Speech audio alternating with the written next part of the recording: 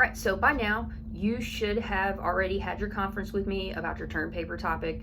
You should feel pretty good about what your next steps are. And so the next big step on that assignment is going to be in about a month when you're going to turn in the audience analysis section, just a draft of it for some feedback from me.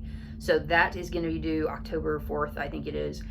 Between now and then, you do probably want to think about it periodically and start thinking about where you could find sources and what you might talk about in that section. And in this week's learning module, we'll actually have a small section about thinking about where you can look for sources to help you in that audience discussion.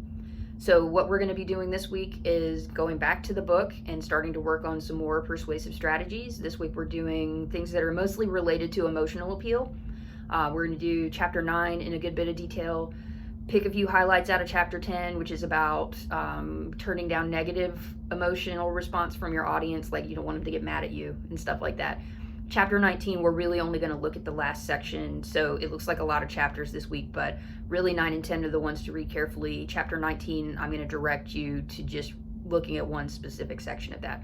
But at the end of the learning module, there will also be a small section about starting to look for sources where you can look. So that's what this week's about, pretty much just emotional appeal, getting a good understanding of that, and getting started on the next step of your term paper assignment.